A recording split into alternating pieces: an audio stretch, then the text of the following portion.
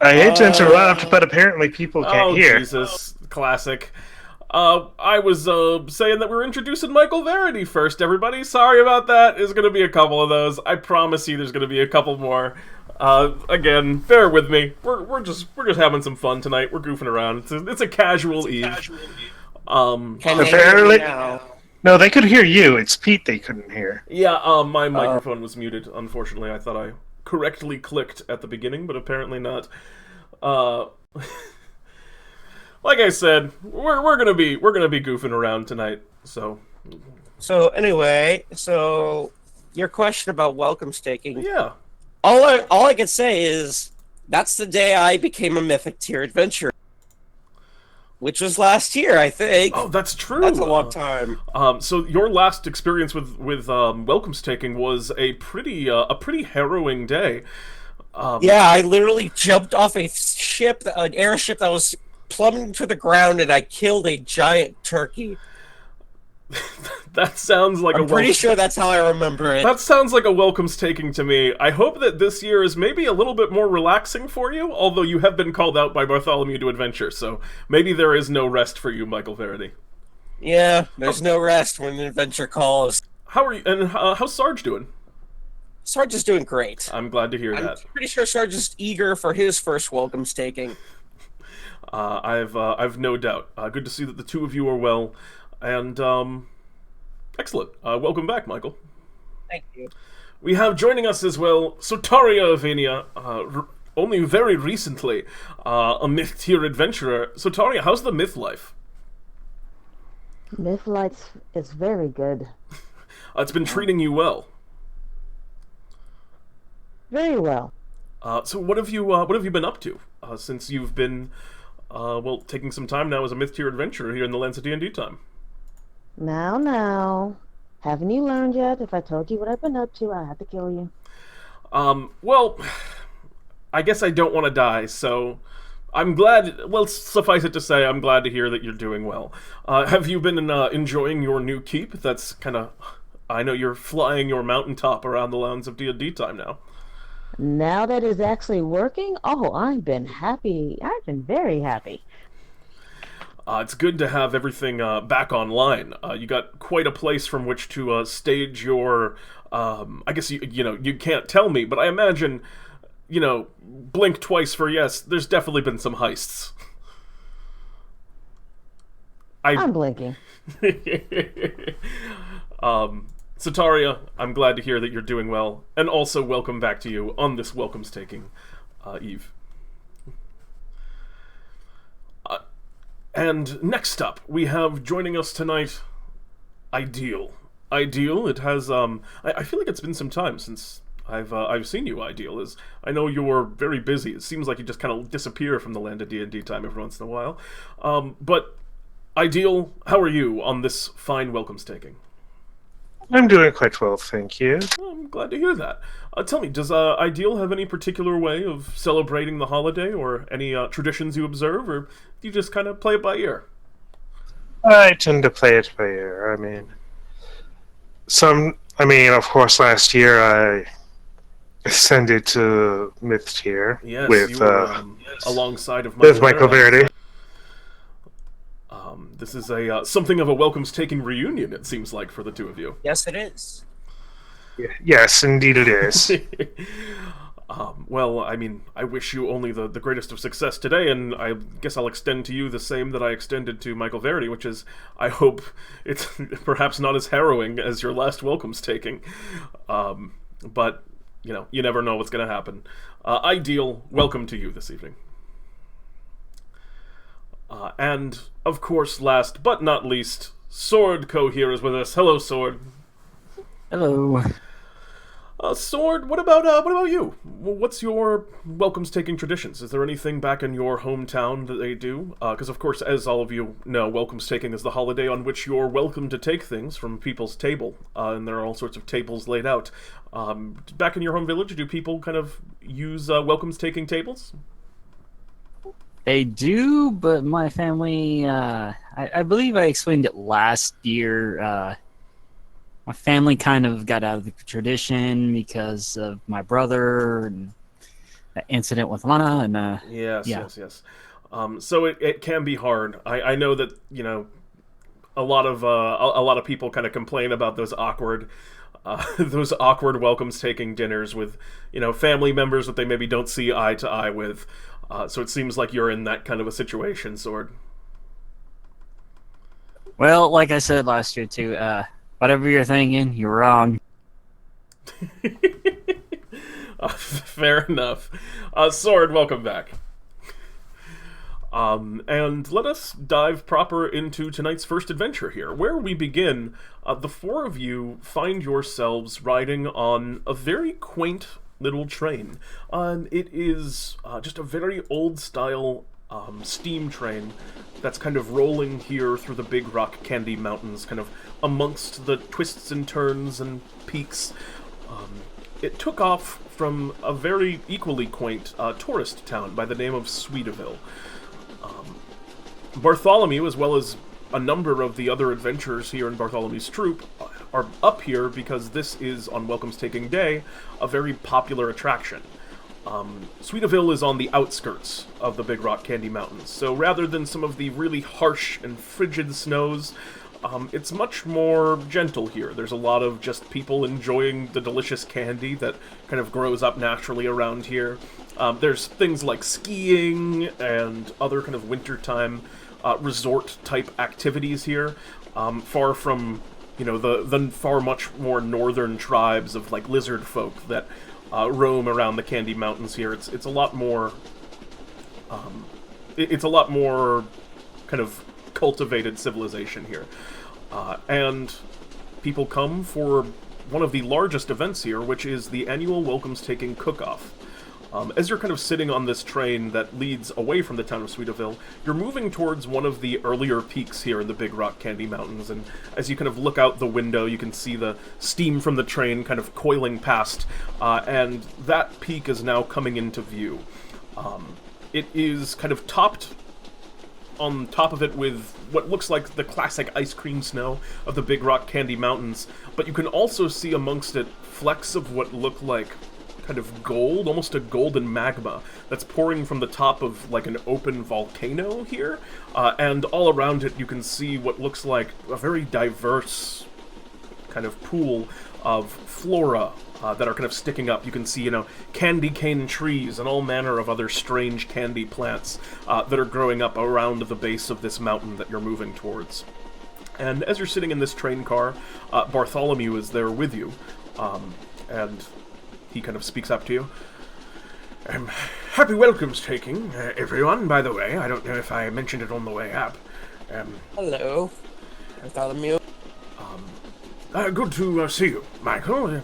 It's a crisp Welcomestaking afternoon, and, well, we've got some work to do. I know the train ride here is rather scenic, but it does have a destination. We are headed over there for that particular peak. There are a number of things that we need. Are you all familiar with the Sweetaville Cook-Off? Every year they have a contest to see who can put out the best Welcomestaking table spread. As in an entire meal? Oh yes, a full course, or I suppose anything you want to put on a table. It doesn't have to just be food. The best Welcomestaking table presentation. Of course, all of you remember, on Welcomestaking, the tradition is such that people are welcome to take anything from your tables. I have all of my tables back at the shop completely locked down, so no one will be taking my magic items while I'm gone. I'm sure Roger's keeping an eye. But it is a time of generosity, and, well, the contest is to create a table for people to take from in the kind of the center of town to put together the best feast of sorts. So, I have a group that's going to be participating in this later on, but I needed some ingredients gathered. They have to have something to work with. Sure you do. Are you sure you're not trying to make me cook? Because if you are, you should have went with Sugar Mama. Oh no, I'm not trying to have you cook. I want you to kill. I take it we're gathering the ingredients. Yes, well, the mountain over here is an incredible plethora of natural resources that are within. If you look up within the mountain range, I'm sure around the base there are all sorts of candy flora and candy fauna about. The people of Sweetaville have a particular taste palette, and they'll be looking for sweet things. So I want you to essentially go out on a hunt, see what you're able to find out in the woods, and bring back anything of value. I might aim for the peak if I were you. They say the golden chocolate that pours from that volcano over there is one of the greatest tastes the Land of DnDTime has to offer. But see what else you can find while you walk about. We should be arriving soon. And Bartholomew kind of steps up, and you can kind of see over on the side of the train car you're in, there actually is a table that is currently laid out with all manner of sweets, and there's some hot drinks. It looks like there's a couple of canisters, one containing what looks like hot cider and the other one hot chocolate, which Bartholomew goes over and kind of pours himself a drink from. Would anyone like anything? We're welcome to take anything. And he pours I'm himself good. a chocolate. Yeah, you're lost. I think I'm good with it. I think I understand now. I'll take some hot chocolate. Yes, it's very I'll good. take some too. A specialty around here. And he pours all of you kind of a mug. The train was generous to provide a few tables here on Welcomestaking. Feel free to peruse those on your way off the train. But I believe that we'll be pulling in pretty soon. And keep in mind, I imagine that you're not the only ones with the plan to collect some ingredients here. I'll be waiting for you back on the train to grab anything that you're able to find, but you're liable to come across some other adventurers out in the woods looking for similar items. So, trust your judgment, and, well, best of luck, and happy hunting. And around this time, you have a little bit more time on the train. Bartholomew kind of steps out, and there are more tables that are kind of out in the throughout the various train cars, and you can see people going about and eating of them, cakes and cookies and all manner of sweets that have been put out on this Welcomestaking day. And he kind of goes off and begins doing some of those. And as you're looking at some of the other people that are on this train, a lot of them are carrying like very large bags and backpacks, like nets and hunting gear and things of that nature. And you get the impression that, yeah, you're definitely not the only ones out here just foraging for whatever it is that you can find to help out with tonight's kind of cook-off. And yeah, he disappears from the train, and the train, you can tell, is just a few moments from kind of reaching its destination. It just kind of ferries people off to the kind of this kind of corner of the woods to give them a safe passage up to this mountain. And you're getting close. Is there anything that you guys want to do before the train pulls in, or discuss? Or are you just gonna hop right on out? Not really. Not really. Sarge, on the other hand, is busy trying to take as many sweets as possible. So, gents, shall we head for the peak? Sounds like a plan. So, do you guys mind if I join? Considering we're probably running competition, it's probably best we do go together. Very well. I don't suggest we split up. I don't like the look of some of these. I don't like the look of some of these people. I assume Bartholomew intended for us to travel together. And When Bartholomew intends us for us to travel together, we know something is up. and as you say that line, Mizra, about not liking the look of some of these people, you see kind of like a dwarf wanders over and kind of looks into your cart and gives you all... he's got like a big like butterfly net on his back, and he kind of looks in and gives you the stink. What are you looking at there? Same thing you're looking at, Thor. You? You can't be looking at you, because I'm looking at... Your eyes are on your own... That doesn't make any sense. And he slams closed the, he kind of slams closed the cover to your door and walks away. But as he's walking away, he kind of shouts out, "I'm taking everything good from up here, so why don't you guys just, turn around?" Simpleton. And the train eventually does kind of make it into the station, and kind of comes to a rest, and people begin kind of gearing themselves up and stepping off. Here at the end of the train stop, there's a nice kind of rise on the ground where there's just like a scenic lookout, and you can see there's some people that are just definitely tourists here to just enjoy the very beautiful view from this point of the surrounding region. But most of the people on the train begin ducking down into kind of the little forested valley and begin working their way towards the mountain ahead. There are a couple of trails here, and as you're looking around, would you like to all make me perception checks? Sure thing. And as we're going through, we don't have rolls on the stream, so when you guys think of it, if you can say the number that you roll out loud, I would appreciate that. But I'll try and remember as well. Could someone roll that for me? My mother needed me, so I can still hear you guys, but I'm not in front of my... Certainly. Big oof. 7, Dandori 11, Sword 17. 17. 17 for you, Sword. And we will roll one for Sotaria, who's having some issues here. And Sotaria's pretty good at these. It's a 10 for Sotaria. Alright, so, Sword, you're kind of looking out and just examining the vista from the slight high ground that you have from over here. And looking out, you can see there are a number of different kind of like trails that seem to lead off into the woods and forest over here.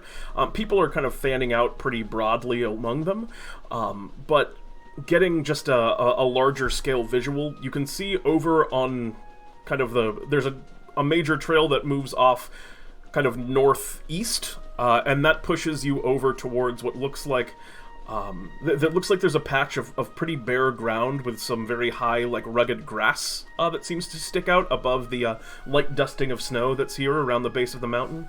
And over to the northwest, there's a trail that leads around. It's a much, like, thicker, more forested and covered region. Dead ahead, there's a lot of what looks like kind of a real staple of the Big Rock Candy Mountains, what looks like kind of like peppermint trees that stick directly up in the forest ahead, much like evergreens, but evergreen peppermints. Which kind of direction, you just describe this view, but you know, that's what you see, but there's a few different trails here.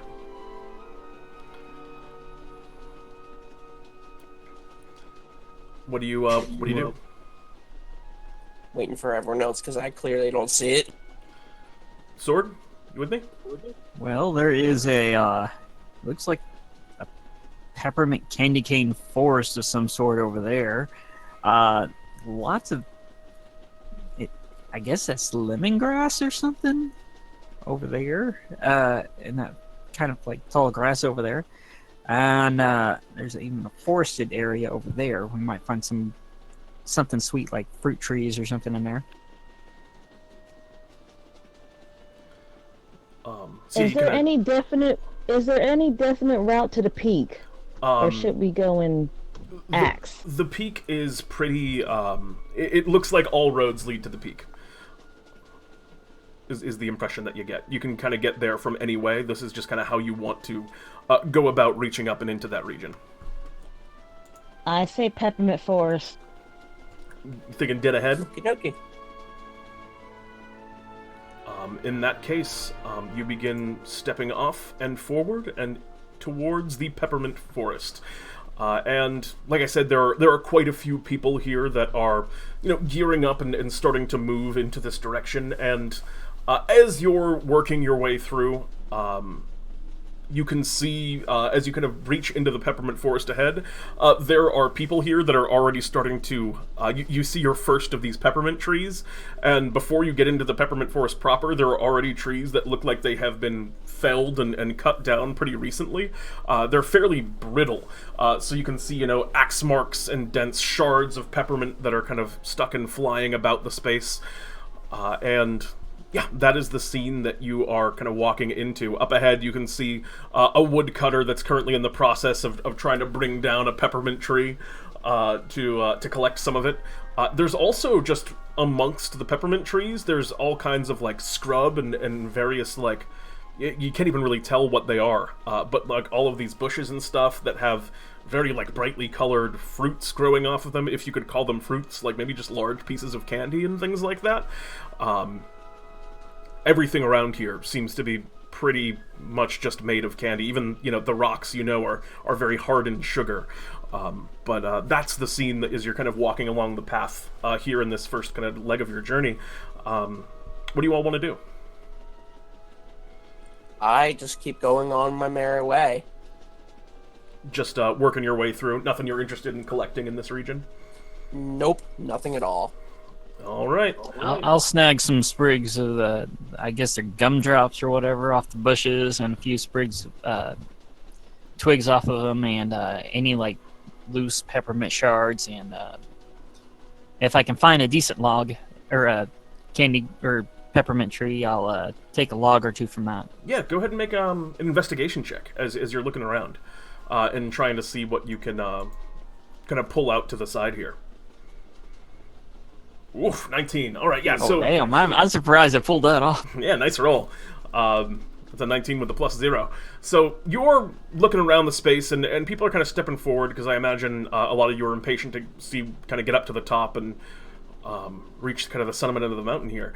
But Sword, you're keeping an eye out for anything that might be of value around here, and you definitely find some stuff. For one thing, you do find a pretty large and well kind of aging peppermint tree in such a way that it's pretty easy to cut down, and I think without too much difficulty. You bring the peppermint tree down. The only question now is how much do you take, because you only have limited space you can carry, but you're able to grab a few logs of just thick, solid peppermint if you wish to. How much do you want to take? I think one or two will suffice. I mean, they're pretty thick logs, so... Yeah. They're very heavy. If you want... me and Sarge can carry some if you need help with. Yeah, I mean, very good. Does Sarge kind of go over? I imagine Sarge's blade arms go over and kind of help to break apart and kind of cut apart some of these larger logs. Yep. Yeah. Exactly. Can I talk to that woodcutter? Yeah, you go over and there's a kind of a bearded individual with a large axe that's bringing down trees and stuffing some of the logs into his backpack. He kind of looks over at you. Good afternoon. Afternoon. Quick question. You wouldn't have anything that's a good container on you, would you? And he kind of like points over, and he's got what looks like a kind of a lumberman's backpack with a bunch of logs already loaded onto it. And he goes, "I have my backpack there, but unfortunately that's all I got. And I need that to I need that to carry my own wood." No. I was looking for something more to store some liquid. We're aiming for that. We're aiming for the peak up there with the chocolate. Oh, I wouldn't go up there. It's, the climb is pretty treacherous. I don't know if, pretty much no one ever makes it up to the top, save the occasional, Aarakocra or something that just flies straight up, and most of the time they don't come back with any, any of that golden molten lava or whatever it is. So you say. Interesting. Thank you for that. Not a problem.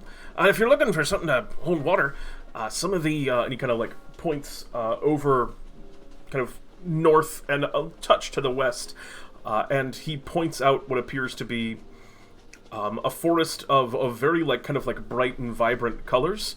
And he goes, "That's the ribbon candy forest. You can probably take some of those pieces, and a lot of them end up making bowls here and there. They grow at strange angles. You could fit some liquid in there, I would bet." Thank you. She goes over there and does that, and go get some of those. And goes, "Oh, almost forgot." And he kind of takes out of his bag. He kind of runs over to the side and takes out of his bag just like a folded table, and slaps it down on the ground and puts a bunch of like little like peppermint statues that it seems like he's whittled and carved onto it. He goes, "Happy Welcomestaking. You're welcome to take anything from the table here." Did you make these yourself? I whittled them myself from the peppermint trees. Cool, I think I'll take a couple. How many do you grab?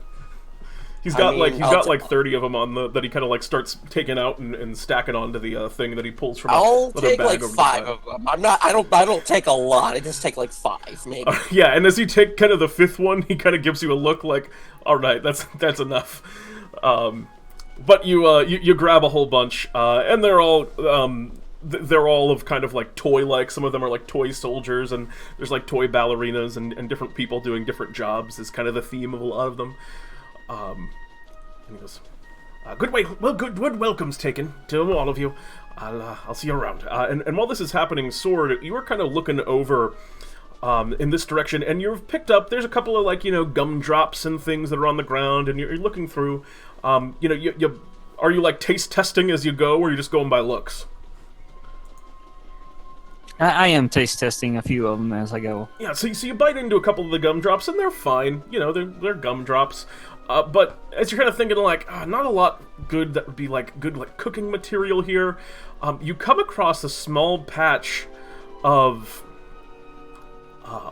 you kind of come into, like, a little bit of a copse amongst the peppermint trees. There's a patch of what looks like these, like, bright red circular candies, and they appear to be, like fireball, like cinnamon candies, almost, which is definitely, like, a different flavor profile than most of the stuff that you've found so far.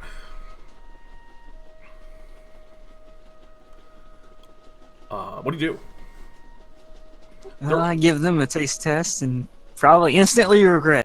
Okay, yeah. So you walk over and you kind of go and reach down to grab one of these things, and kind of out of nowhere, just seemingly appearing in the air next to you, all of a sudden a hand kind of smacks yours away into the side and kind of speaks out to you in a kind of a sharp voice. No! And you are? And as you kind of say that, looking down, you see next to you, what looks like almost a small, it looks something between a goblin and like a devilish imp. It has kind of like little wings on its back, and it kind of looks over, it's carrying like a little club that it kind of hit your hand away with, and just goes, "Hot! I'm hot! What do you want with my cinnamon candies? I grow them here. For me. Not for you. For me." And then over on the other side, you see like another forager kind of walks into the cove and goes over and goes to grab one of the cinnamon candies too. And another one of these guys pops up and knocks this guy's hand away, who like just kind of screams and runs back in surprise, kind of ducking off. So now there are 2 of these things that are just kind of standing there now, visible towards you. What do you want? Go away! Why aren't you scared? Frankly, because you're small and you don't look all that intimidating. Oh yeah? And he kind of snaps his fingers, and the other one kind of runs over hurriedly and jumps onto his shoulders. And he goes, "We're as tall as you now! How about that?" And they like high five.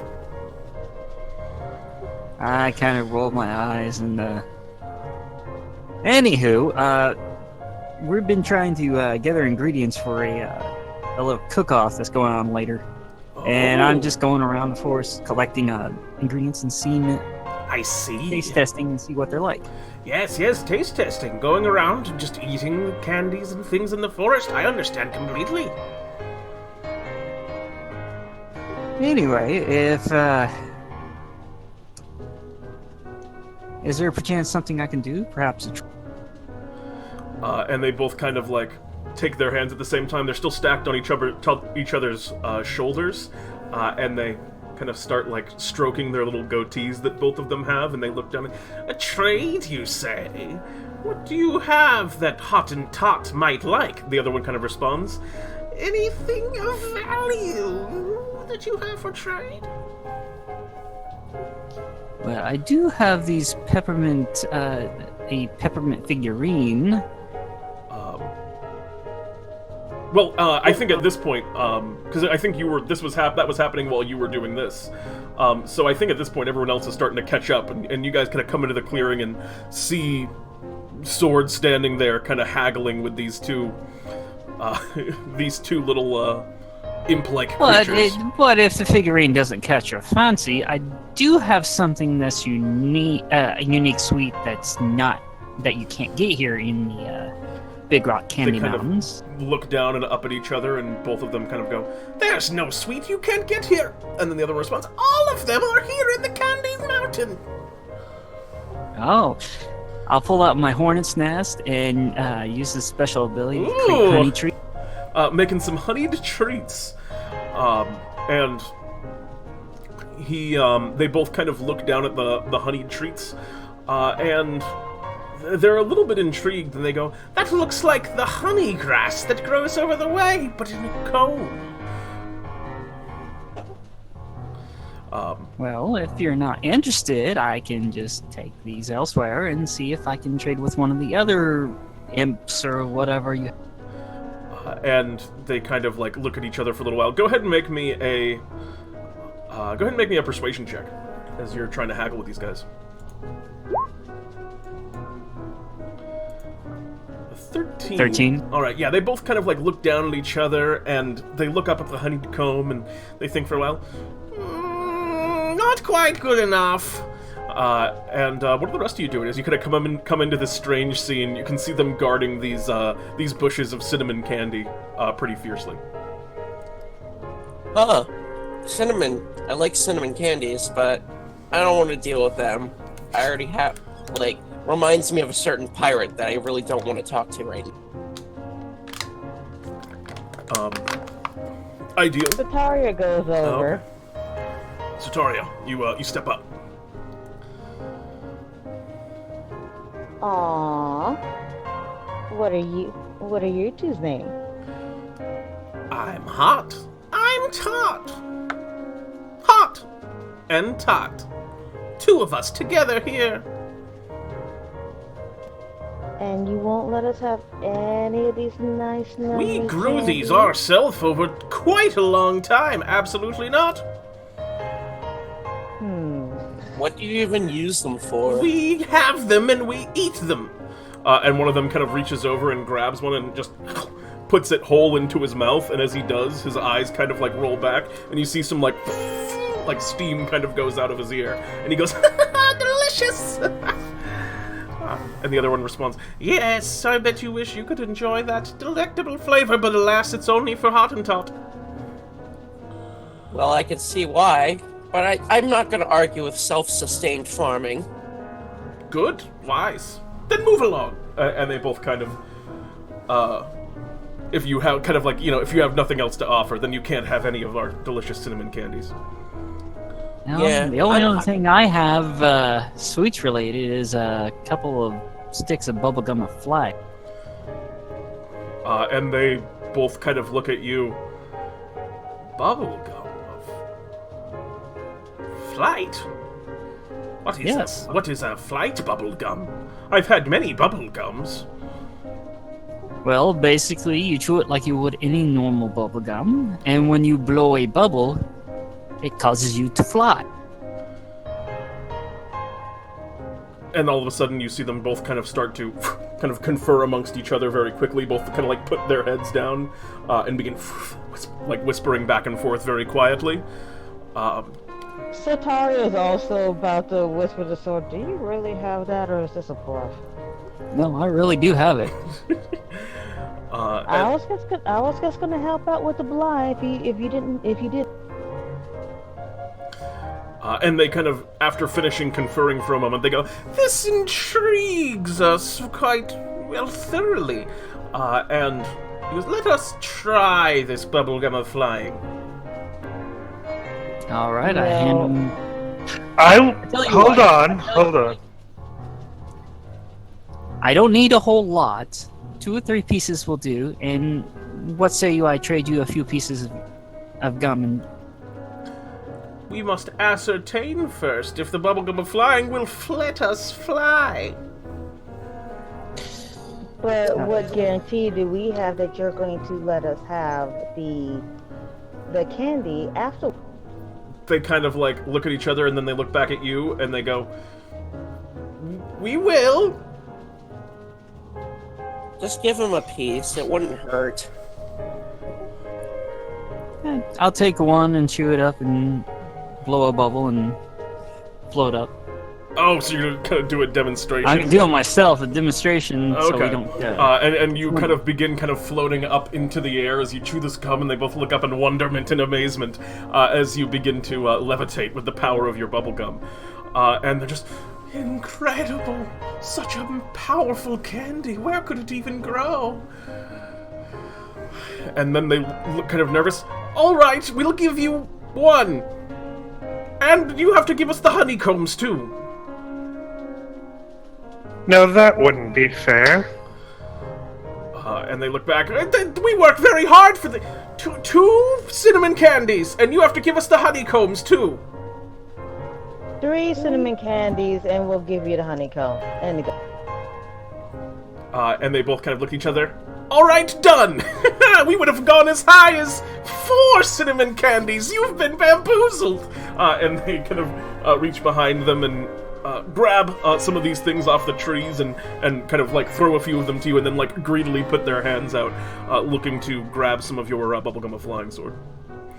Alright, I pass him a couple sticks. All right, you guys make your trade, and you have obtained 3 of these extremely spicy cinnamon candies for your challenge. And in the meanwhile, Sword, with your 19 investigation before, you also picked up miscellaneous, like, lesser sweets. You got yourself some gumdrops and things of that nature. And with that, do you wish to kind of continue on down the path? Yep, let's keep going. And you got some peppermint statues. And yeah, you continue onwards until you kind of come up, and this is kind of the next most interesting thing you see.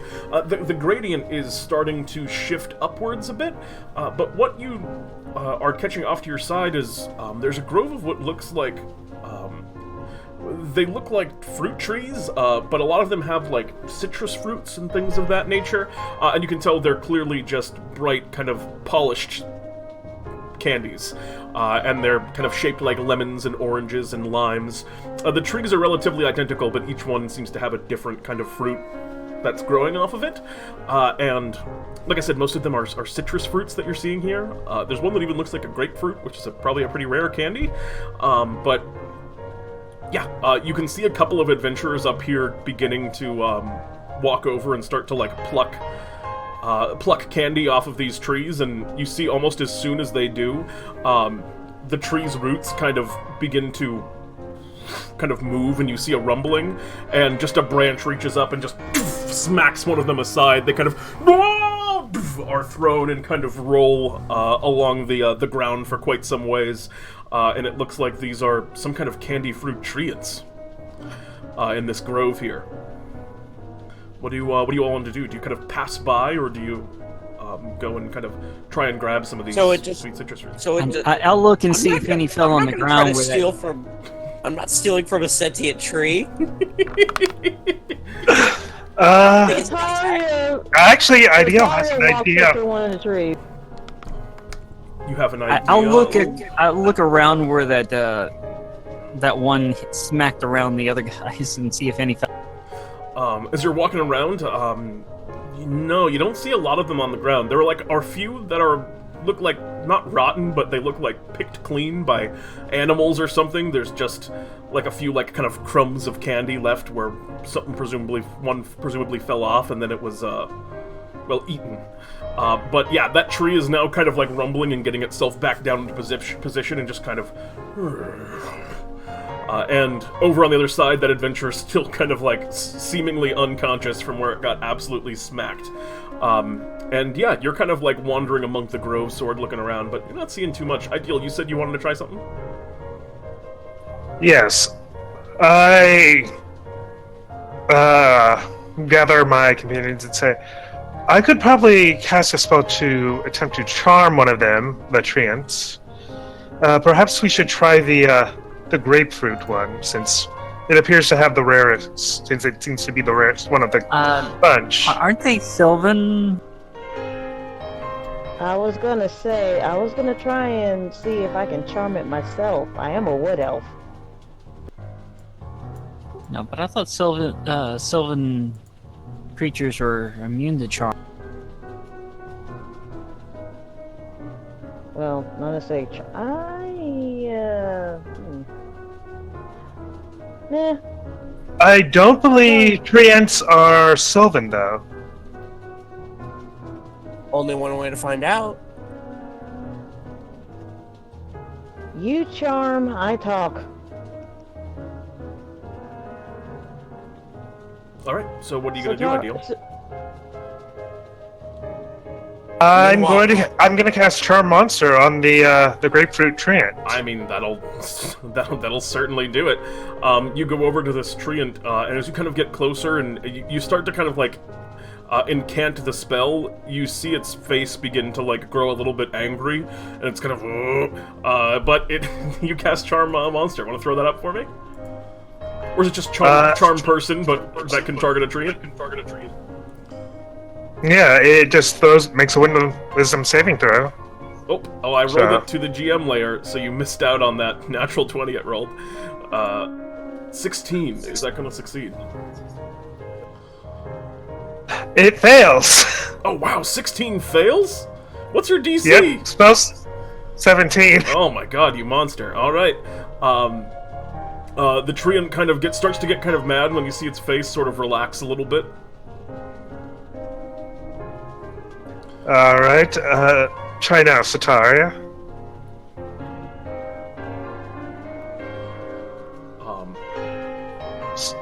Sotaria? I forgot I'm on push to talk, sorry. Oh, good. Oh, you bored thing. People just come up there and just try and take your delicious fruit. I'm gonna ask, can I have one of your grapefruit? And the tree kind of looks down. Can you actually throw Charm Monster up for me so I know exactly how it works? Sure. Let me find it. Thank you.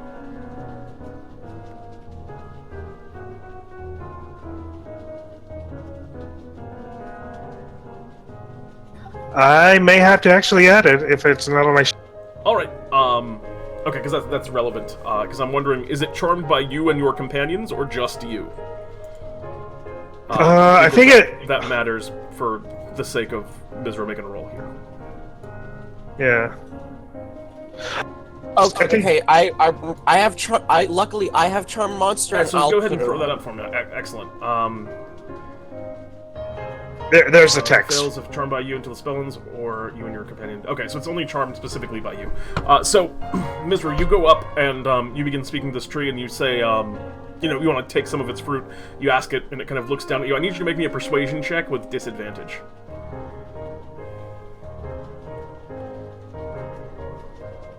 And pop. So it's a 9.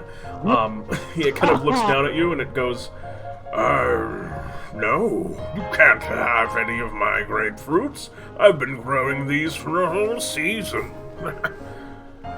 Of course I go up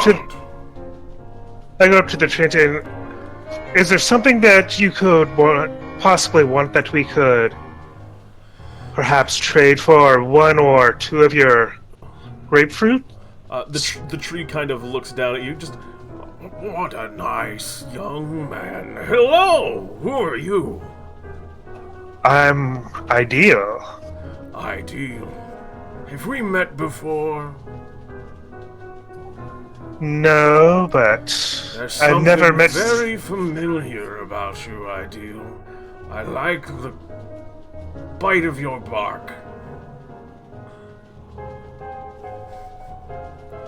The bite of your bark. That's what I get that sometimes. I bet you do. So you want some of my grapefruits, huh? Yes, I'm sure there's something we could trade for it. I have everything I want right here, but and he kind of like thinks for some time. Go ahead and make me a persuasion check, not with disadvantage, because you have advantage, but you would have had disadvantage. So just regular? Just straight up roll. 19, alright. He looks over at you and goes, there's not really anything I need, but if you insist on having one of my grapefruits for you, Ideal, my old friend, I think maybe we can give you one. And he starts to he starts to kind of like reach up and grab a grapefruit off of the top here, and some of the other treants start to shuffle, and they all are kind of going, "What are you doing over there, Grape?" And another one kind of calls up, "Yes, why would you give away your fruits this way? We worked so hard to grow them." And this one goes, "It's my fruit, I'll do with it what I want." And he kind of plucks one grapefruit off with a root that kind of like branch that reaches up like a hand and grabs onto it, and it begins kind of like moving it over very slowly towards you, trying to reach it out to you. But these other treants are starting to kind of continue to get riled up. One goes, "If one gets a fruit, all of them will want them. You're ruining this for all of us." Another one kind of, "These people are always coming around, picking the fruits off our trees." Another one kind of is looking over at you, Ideal, as you kind of reach out and grab this fruit. You see one of the ones that's kind of in the lemon tree over behind you kind of goes, "You want a fruit so bad? Have one!" And it kind of, it's going to make an attack against you. Is it gonna throw one of its fruits at me? It is. I want to attempt to catch it. Well, this is not an insignificant attack. So we'll see if it doesn't hit you first. If it misses you, I'll let you make a roll to try and catch this. Okay. That's a 21, though. Let's see. That hit. And I can't do anything to change my armor class to help that. What's your AC? 14. Oh, okay, yeah. So it's my fault. Yeah, I can increase it using my charisma, but it wouldn't be enough. So yeah, that's a 21 to hit. So that's gonna hit for 30 bludgeoning. Oh my god, that's such a good roll. As this treant kind of like rears back, you see it kind of with its incredible kind of just tree-like might, it grabs a fruit and just hums it forward, and it smacks you kind of right in the side of the face. And unlike having a lemon thrown at you, this is just a rock-solid piece of hard candy that he's throwing at you. And as you hit it, you see kind of stars and are kind of like wobbled in the air for a little bit. You have a grapefruit. After it hits you, I need you to make a dexterity saving throw, Dendari. Alright. Does the Ring of Nimble Deftness make this advantage or not? Yeah, sure. Alright. 7, okay.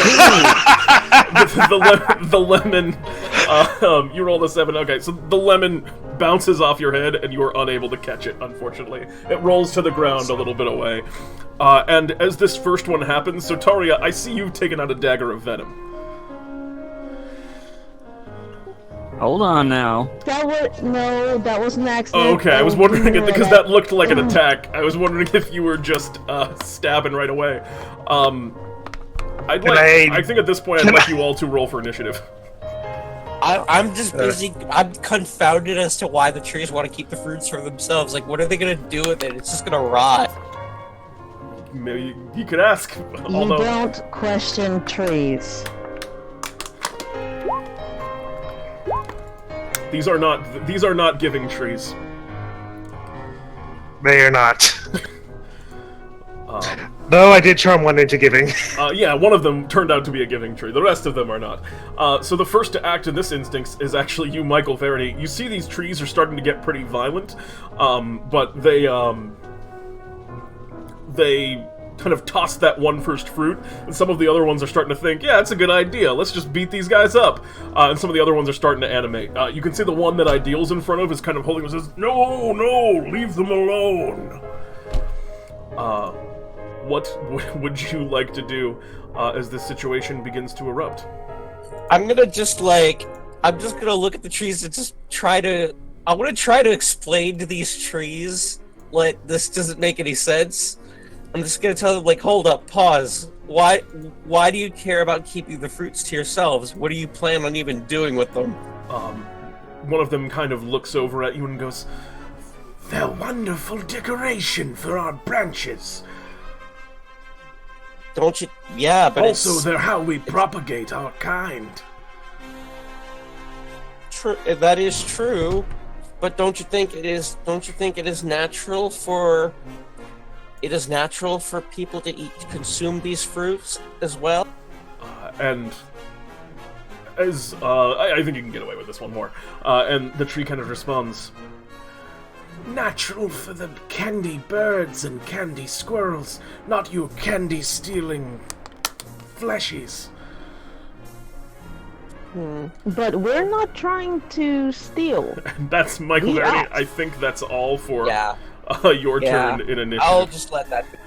As we move next initiative to you, Sotaria. What do you wish to do, Sotaria?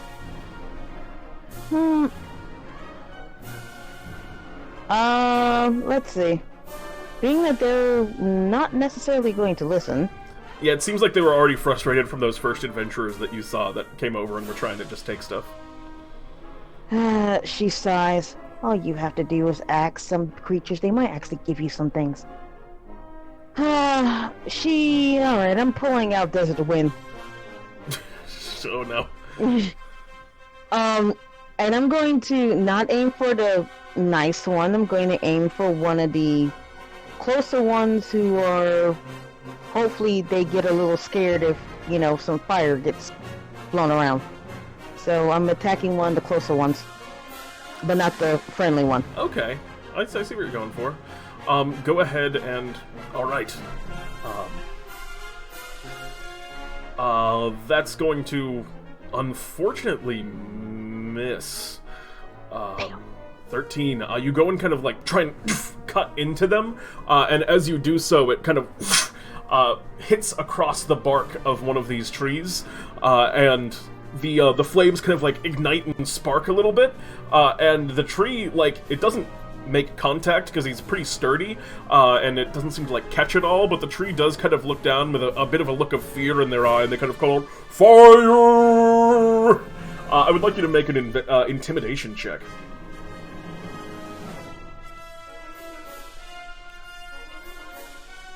Sotaria, intimidation check. Oh, ooh. A 19, alright. As you kind of swing and are trying to spook them with some of the fire, while it doesn't deal the direct damage, a lot of the other trees kind of incant as the first one calls out, "Fire! Fire!" And there's generally just now an air of nervousness about the place. You have kind of you have what I would say is one success towards kind of making these trees back down. Although there's a lot of them and they are very powerful. Guys, if you guys have any other fire spells, get at it. You have another attack if you want to use it, by the way. Dang it, did I do... Oh, that's what I didn't do. That was smart. Okay, Don't worry, I have something fun planned for them. Okay, good. In that case, I'm going to not swing the Dagger of Venom, because that's not going to do any good. So I'm going to basically swing my short sword at them, which, there it is. Alright, Nice. that one will hit. Go ahead and roll damage on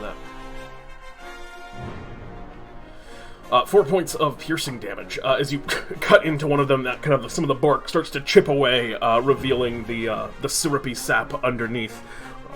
As it looks like there's a lot of sugar inside of these trees as well. Great, that's going to move us on to you, Ideal. I really hate to do this, but after you threw that lemon at me, I'm afraid I have no choice. Looks like I guess you turned Ideal sour. Oh! Okay. And the Ideal is going to, using the Ring O Dumb Elementals, summon a Blight Elemental. Oh no! Oh no. Oh god! Alright, you summon a Blight Elemental. This lemon tree is gonna make a Constitution saving throw. Is it that they have disadvantage, or is it that they take double damage? They have disadvantage, and because they're plants, they take max damage. Oh, they take max damage. Alright. They're pretty good at Constitution. This is Constitution, right? Well, a crit fail isn't gonna get them there, even though they're good at it, so... How much damage do they take?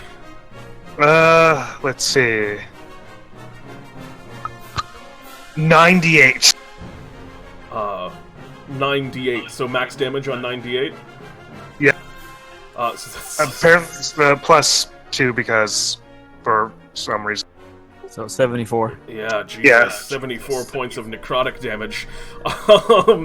You watch as this treant just kind of like shrivels and shrinks unto itself as this elemental of blight just kind of reaches out, this swirling shimmer of just death that appears in the space, and the tree takes 78 points of damage and isn't killed, but is not in a great position. I'd like you to make me an intimidation check with advantage. That was the idea. Yep. Let's see. There's intimidation. 24. Okay, yeah, you watch as all of the trees around, there begins kind of whispers of like, oh god, oh no, and they are all absolutely terrified of this blight elemental that has just appeared. First it was fire, now it was just the physical incarnation of death, or the metaphysical one, who could say for these trees. Even the tree that you have charmed is now kind of like, oh, I don't know about that one.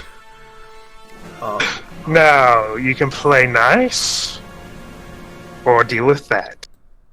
And the trees are on the verge. The trees are on the verge of kind of giving up here. But that is gonna be all for your turn, Ideal. As Good luck. Good luck, sir. Sword, what do you want to do? Well, unfortunately for you, I do have quite the fire spell on my side. Oh no. But I don't want to kill anybody here. So, tell you what, let's just call it even Stevens. And just to show there's no bad blood, I'll cast Cure Wounds on the int that was hit with the blight element. Yeah. Lemon. Go ahead, and in that case, so you roll a 13, so you heal him for 13 hit points. Go ahead and make me I'll let you make either a persuasion check or a medicine check. I better do medicine. 27. Woof! These rolls, you guys. Alright, so you reach out and you begin to kind of heal this tree. And as you do so, kind of seeing this small gesture of goodwill after this ridiculous show of force, some of the tree kind of revitalizes and the tree kind of catches its breath a little bit. And it kind of, like, the other trees are all kind of, like, now backing down as it gets to their turn. A lot of them were about to just light you guys up with thrown fruits, but a lot of them kind of, like, have already, like, plucked the fruits, and they just kind of stop and drop their fruits down to the ground and just kind of let themselves go. And the one that's charmed looks over at the party of you and just speaks out, "Leave this grove." We will leave. And And we'll just collect the dropped fruits and then No, don't say that. Don't say it. Just have Don't say that. Don't say that. don't Just have say Sergeant. just do. Yeah. Just have Sergeant Uh, help us. We leave. We also apologize for any injustice that's happened to any of you. We will leave now. Okay, so you go over and you pick up all of these miscellaneous, like, candy citruses, and you begin walking out. Ideal, I need you to make me a check to control your elemental as you're I know. as you're exiting, because if this thing goes wild, it's gonna be all-out war. I have to beat a 14 You gotta beat a with 14. Christmas. I'm gonna. Oh! You what do you do? What do you tell your elemental to do? I tell it to just follow us Okay. for the time being. You just kind of have it follow along for some time, and you begin kind of moving down the road. I need you to make one more of those, as you're out of the grove and you picked up all the fruits. And now I think this is just like it doesn't go after you guys roll. Yeah. Oh no. Okay. We'll let this. So, once again, I have to beat a 14. Oh! Can I cast Bless? Now it does whatever it wants. Wait, I thought you already passed it. What? I'm a little confused. The Blight Elemental, the way his elementals work is he has to make a roll every turn that it exists to control it, or it just goes wild. So you are outside of the forest now, and you've gotten past the treants, so it's not attacking treants, but it is attacking you guys, and actually the one is at you, Sword. I need you to make me a Constitution saving throw.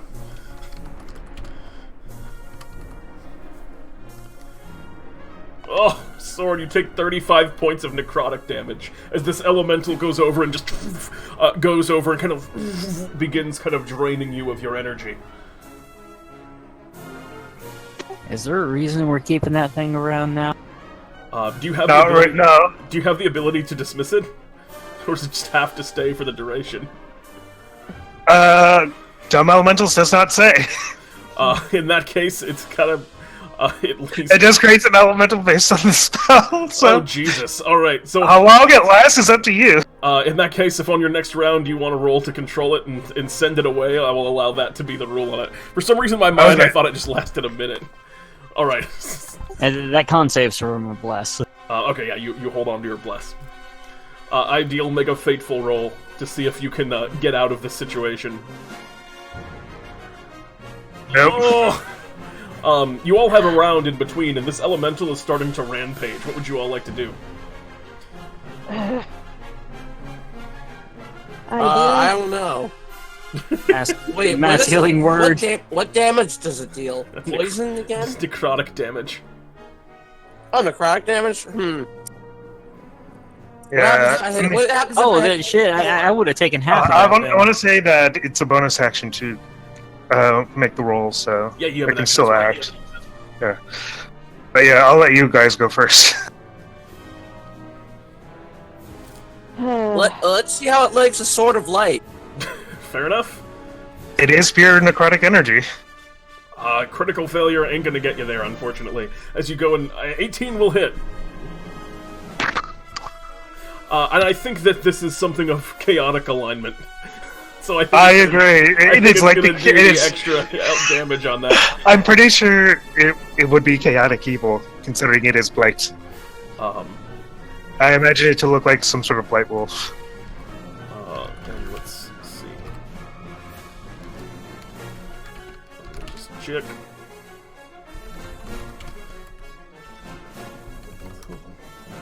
Okay, so you go and kind of slash into it with Verity, and this blade elemental, which is now just kind of swirling with chaos, kind of roars as the light pierces through and kind of carves a swath through it, and some of it kind of like separates and pulls apart, but it's still kind of holding on a little bit.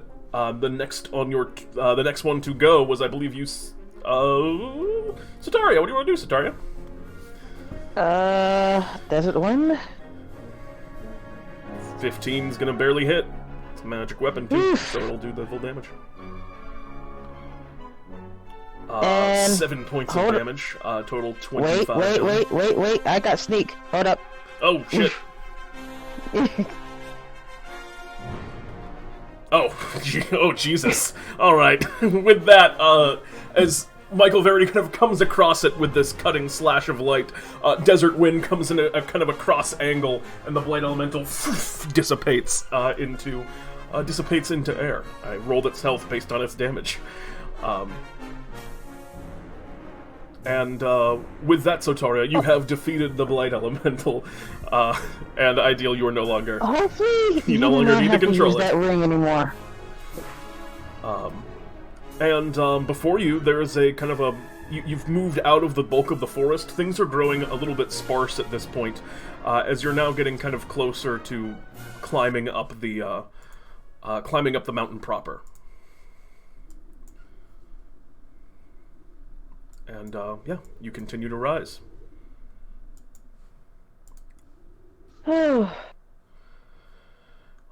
And who is right, as it's a pretty steep climb, and you can see around you other kind of parties and groups are attempting to work their way up the mountainside here, but they aren't in particularly getting that far. You can see a lot of them are like struggling over the various kind of bits of rock candy and pieces that are kind of pushing out from here as they are getting up steeper and steeper gradients, and you can see one of them kind of in the distance that's over on to the side of you, reaches up and grabs a loose rock. It kind of breaks away, and they slide downwards and kind of farther down the slope as, you know, you're just kind of ever steadily rising upwards. And in the distance, you can see just this kind of like steady drip coming off the top of the mountains. It seems to have like hardened at this point, but what looks like a brilliant golden goop that kind of is pouring out of the flat of this mountain on top. As you're all climbing, do you have any particular way of ascending, or are you just relying on your own kind of just physicality, or do you have anything that will help you get up this mountain? Well, I can use Ideal radiant soul potentially and just fly up. Ideal has First Step or Phantom Steed, but And both of those would help. I will. pretty I'm not. nicely. Yeah. So. Because First Steps lets you go for a whole minute, right? Yeah, and Phantom Steed lasts for an hour. Okay. So yeah, as you're getting closer here, you guys are fine up to a point, but you reach an area where it becomes like very steep, and yeah, you guys begin to kind of reach that point. So do you want to far step and just teleport your way up the mountain and kind of jumps? I do not mind doing that. All right. You cast the spell of far step upon yourself, and you begin kind of dashing and kind of zipping your way up the mountain, kind of like Nightcrawler almost, as you're just zipping and zapping your way up. Sword, you said you had a method as well? Well, I can use my radiant soul to fly. Oh, yeah, if you want to use your Radiant Soul, you could use that to get all the way up to the top. And I think I'll do that, and then I can use my ring of jumping to hop back down. If I... Alright, Sotaria and Michael Verity, do you guys have any particular strategies for getting up the mountain, or are you just going to rely on just kind of physical strength? Me and Sarge are relying on physical strength, sorry to say. Fair enough. Same here. Alright, I have a rope on me. I can, like... Gonna tie up? Yeah, Send- okay, so once you get to the top, are you gonna kind of dangle the rope as sort of a holding point? It's a little bit longer than just like a regular old length of rope, though. You'd have to have some other way of like... you could try and like fly with the rope to be like an anchor point if you wanted.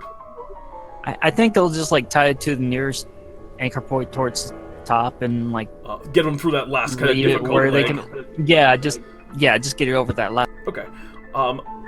So Mizra and Michael, I think with the rope there, instead of having to make two to get up this kind of chunk, I think you only have to make one check, each of you. Michael, you're gonna have is Sarge gonna kind of help you out with this one? I imagine that Sarge is using the help action on you, right?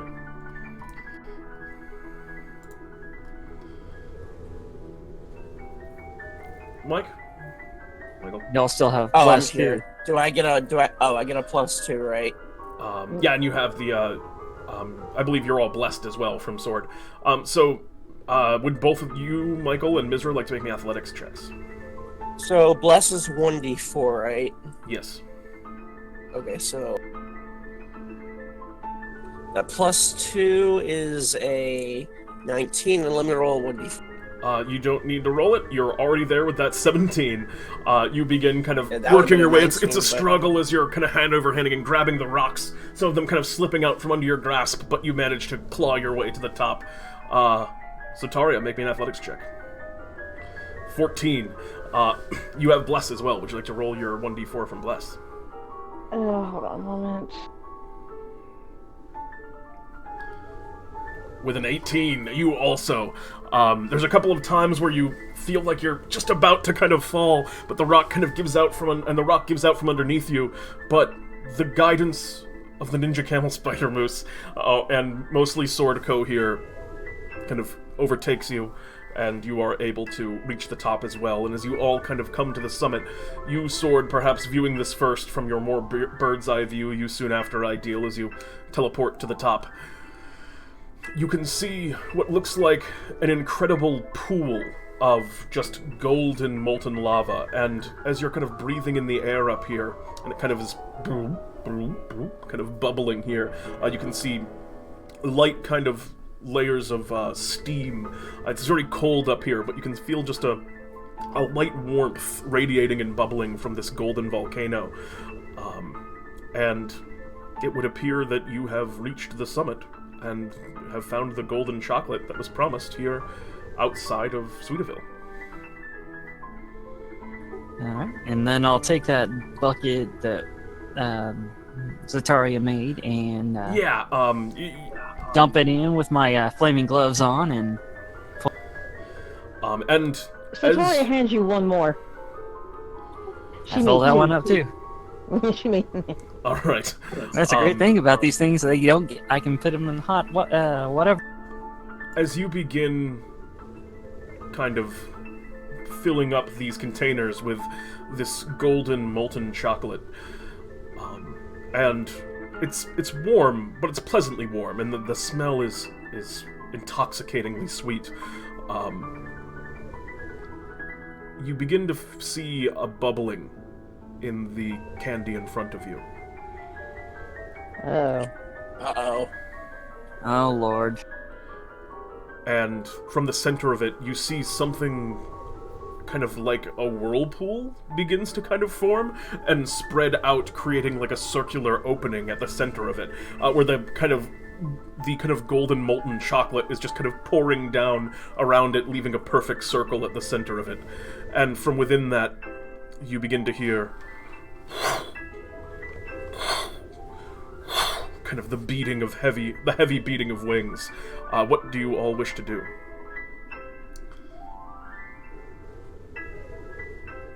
So there's something coming out of the center. That's not good.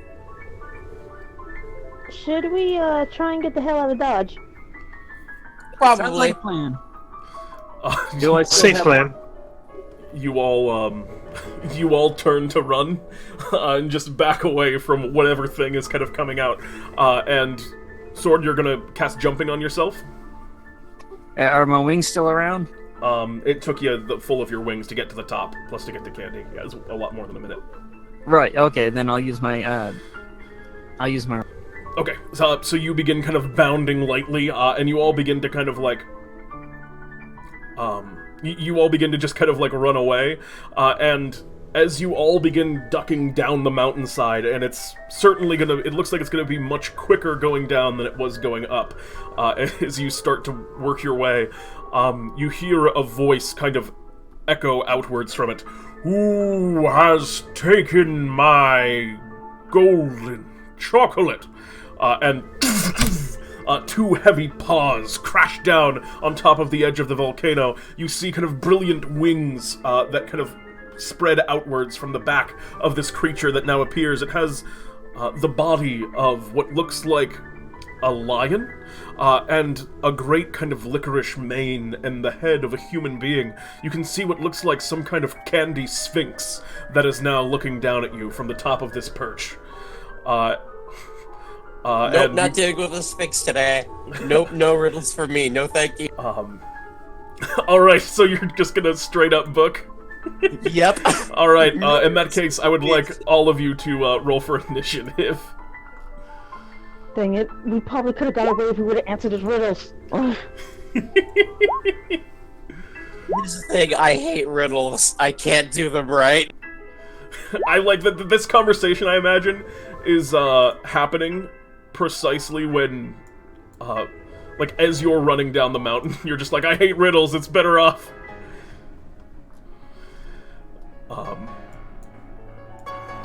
Alright, so, the first to act is going to be, well, we gotta roll for the Candy Sphinx, of course. And they are going to roll. Oh, they roll a 2. They're having rough initiatives tonight on my enemies. Alright, so the first to act is you, Michael Verity. The Sphinx is... who takes my candy chocolate? The Sphinx's paws crash down. You begin working your way down the mountain, running away. What do you want to do, Michael? Is it just a straight, just quick as you can go? I'm gonna have Sarge be a little bit of a distraction. Okay. So I'm gonna have, since Sarge can't really talk or anything, it's not like he can answer a riddle. Oh, yes, of course. So I'm gonna have Sarge just stay up there to leave a bit of a distraction for the Sphinx, as he just sits there just staring at it, and I'm just gonna keep running. To be just kind of like a first... just to be a first line of defense if the Sphinx pursues. Yep. Alright, you begin running, and I need you to make me an acrobatics check. As you're kind of going down, on the way up is just strength. This time it's balance, as you're running down a very steep hill. Oh dear. Okay. 7. Oh dear. Alright, as you begin to kind of run down the mountain, your footing falls out from underneath you, and you begin tumbling down at a pretty brisk pace. You're descending the mountain very quickly, but you're descending the mountain in a fairly painful manner as well. As you're falling, you take 24 points of bludgeoning damage as you're like, ow, oof, oof, ah, and you're like hitting rocks as you fall. You're also in like a continuous kind of tumble down the mountain as you're working your way downwards. And that is going to bring us next in initiative to... Sotaria, what do you wish to do? Mr. Sphinx, if we happen to solve your riddles, will we be able to leave? You kind of call up to the Sphinx, and the Sphinx looks down at you, and it responds with the following. I only yield my chocolate to one of saccharine soul.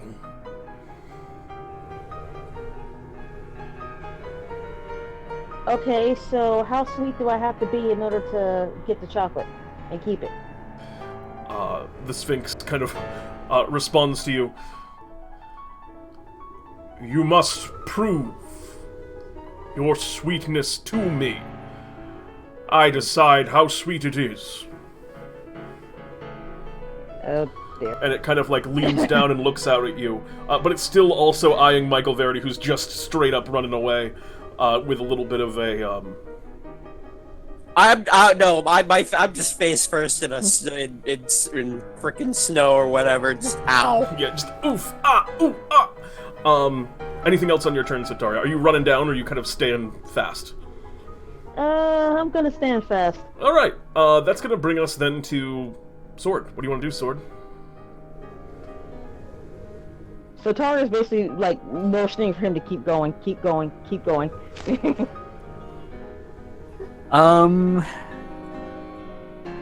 know what? I'm gonna play Gambit here.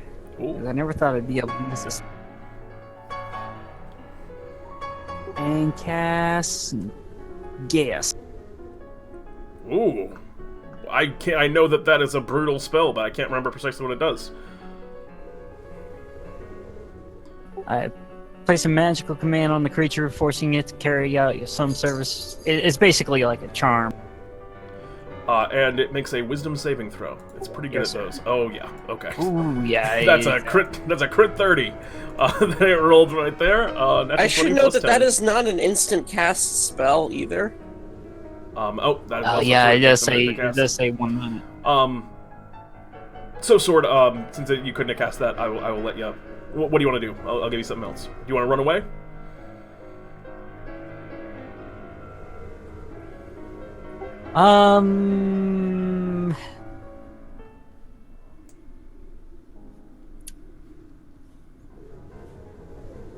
I'll cast aid on Sotaria. Sotaria. Okay, and I imagine on yourself and someone else. Myself. Sotaria, ideal, and Yourself? he's taking a rough and tough. Okay, yeah, and And Michael, my- great. Michael, you get 5 max hit and points. Sarge, since he's distracting. And Sarge. Oh, and Sarge. Okay, so Sotaria, Sarge, and Michael, y'all get 5 maximum hit points. And then you're gonna start moving down as well? Yeah, I'm just Alright, gonna book make me an acrobatics check. You'll have advantage because you're under the effects of the jump spell. Natural 20. You begin just kind of leaping down effortlessly in huge bounds, guided by your magic. You continue to kind of scale down the mountain. Ideal. What do you want to do?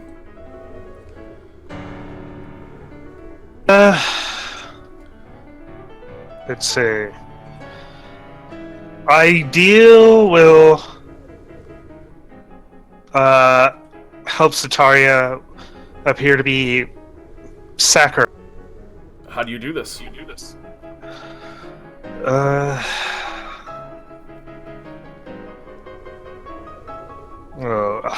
trying to think how I can help her appear to be sweet and kind. That's an oxymoron. I know. I guess by contrast, making myself appear more intimidating. You're trying to... I'll let it... Go ahead and make me an intimidation check. I will allow it. What do you, like, say and do to, like, be like... and intimidate this Sphinx? Let me roll, and then we'll find out. Let the roll decide. 23. Alright, you stand there and you're just like kind of like threatening him with some of the magic that you have at your command, like throwing some intimidating sparks and stuff his way. And he looks at you and he kind of perceives you, and I mean he definitely thinks that you're raring for a fight. So he's kind of staring at you with kind of gritted teeth. I think that's all for your turn, as you're standing there intimidating. And so the first line, it's going to bring us to the Sphinx's turn. Who is going to let out a is going to let out an incredible roar. I would like all of you to make me wisdom saving throws. What is the DC? It is a DC 18. Oh Jesus. Okay, even Sarge fails. Yikes. All of you are now frightened of the Sphinx. Nope. I spend a point on my sword to make me succeed that. Excellent. and I get it with bless. Wait. Also too, I'm also initiating the word for that horrible roll. Wait, the what? The word. Oh! I'll trust you. You have it. Go ahead and give me the word, or go ahead and roll again. Good lord. Unfortunately, even with the initiative roll, you are terrified of this creature as he lets out roars on top of the mountain, and as the kind of the chocolate cascades above, you are all sufficiently intimidated, and this individual kind of now crashes down onto the ground behind you, and is kind of looking over the group of you, kind of preventing your exit, and you're too afraid to walk up to him. As we move back to the top of the initiative, which is going to be... Me! You. Go ahead. And I'm not the only one intimidated, as I just watched Sarge just literally yeet himself off the mountain because he's afraid of that thing. Well, that's what the Sphinx kind of ran around and got behind all of you with its flight, so that way you couldn't run down the mountain. They're stuck kind of where they are. So as I watch everyone just look in fear, I'm just sitting there looking at the Sphinx like, wait, so you're not gonna give me a riddle? You just want me to be sweet? I just apologize to. I try to humbly apologize because I'm deathly afraid of riddles. It's very it's very true. Go ahead and make me a persuasion check.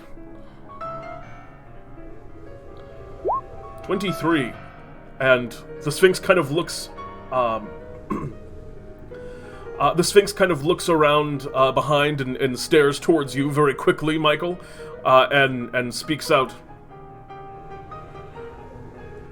It's okay. I accept your apology. Now return my chocolate. I will. Okay, very well. I will see what the others just want. All right, you have one success towards convincing the Sphinx of your saccharine soul. In that case, that's going to bring us around next in initiative towards Me. Sotaria. You're terrified of this thing as it's kind of bearing down on you. It looks like it could kill you in a single pounce. What do you wish to do? She knows that she needs to convince this thing that she's sweet as hell, so she's about to put on the performance of the century. Keep in mind, Ideal helped you use this action to help. I shan't forget.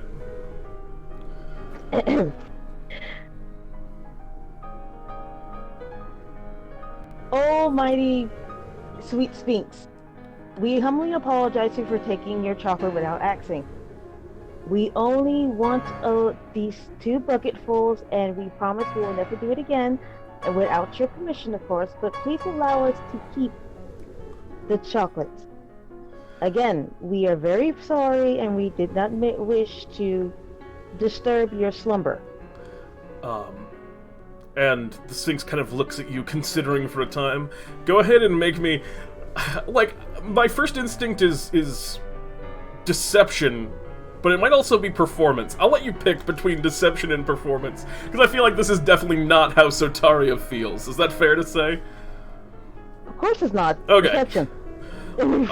Go ahead and make me a deception check then. Oof, 11. Well, you have advantage because of ideals, so that's a 16. So you've gained a second success here towards convincing the Sphinx as he kind of looks down towards you curiously, kind of turns his head. It is okay. I understand accidents happen from time to time, but I don't know if I can just yield my chocolate away quite so easily. Your soul is pure, but perhaps not so sweet as I'm seeking. But you have another success in the area. And that's going to bring us next to, I think it was Sword next? Yes, it's Sword them idea. Sword, Sword. what do you do? Please be sweet. Well, to be truthful, we were unaware that anything was living up there. So we did not know to ask. So if you'll humbly accept our apologies, we shall return the chocolate as you... Okay, go ahead and make me a persuasion check. I think just straight up persuasion. 18. He looks at you and he goes, well, I mean, if you just wanted some of the chocolate, it's fine. I just like to be asked things like this first, because you see, I live up here and I create a lot of this. This is sort of my lair, and I just don't like people coming in and just sort of taking from it. But, well, today is Welcomestaking after all. And he seems to be just about calmed down. He's definitely not angry anymore, as you now have 3 successes on this Sphinx ideal.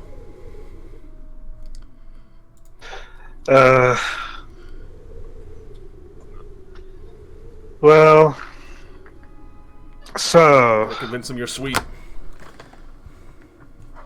Yes, after his last turn.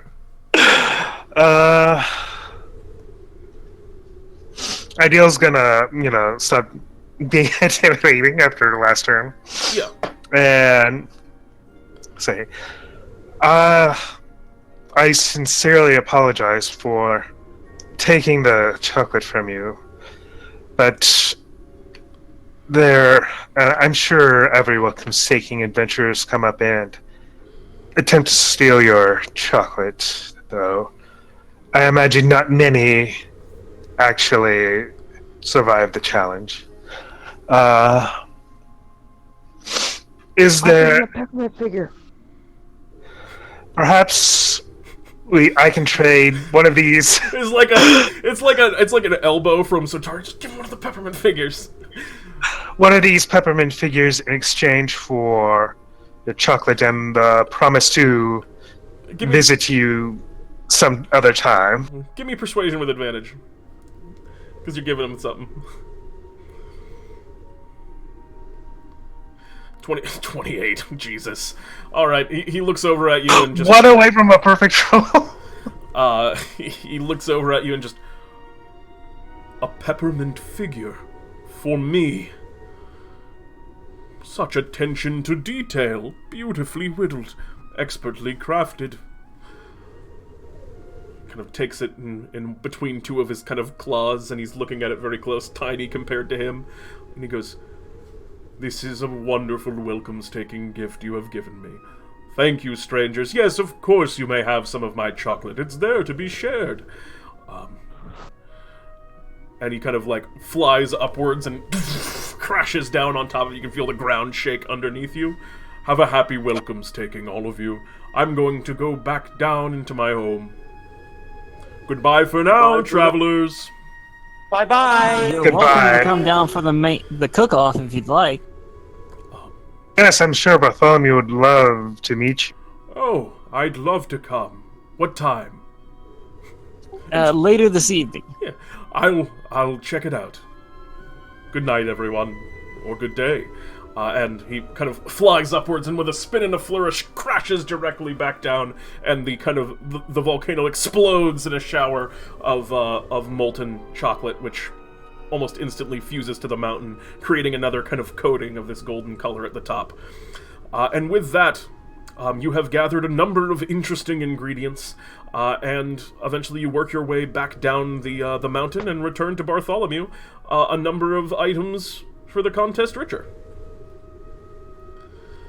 Yep. And one pale short. And as you kind of approach, you can see you can see the Sweetaville Railroad approaching to bring you guys back to town with your haul. And Bartholomew says, "Excellent job. All of these tools will serve you, I believe, very well upon your welcomes-taking endeavors. Thank you all for your help today." By the way, you might want to inform the others that we may have a guest flying by for the event. Yes, I believe it's a candy sphinx. He's the one who provided the chocolate. That looks very good. I will make sure that the mayor is aware. That was a pleasant little rhyme. And with that, And as a small favor, can you ensure that the the seeds from the fruit that we gathered go to the candy tree ant grove? Just as a show of good faith. All right, I'll look into that. But for now, let me pay all of you. It was supposed to be a day off, and here you are working. And he hands each of you over 300 Bartholomew bucks. Each of you gain 2 points of experience, and you have successfully completed this first silly adventure here on Welcomestaking Day. So congratulations, all of you. We are going to just have the shop closed today. too much else going down, so I hope you guys don't mind too much just shopping at another time. That's fine. Well, I was That's fine. shopping anyway. Very good. And in that case, thank you all for watching. We'll be back in just a moment with Game 2. I'm going to take a brief break, but we'll see you all very soon. Bye-bye for now.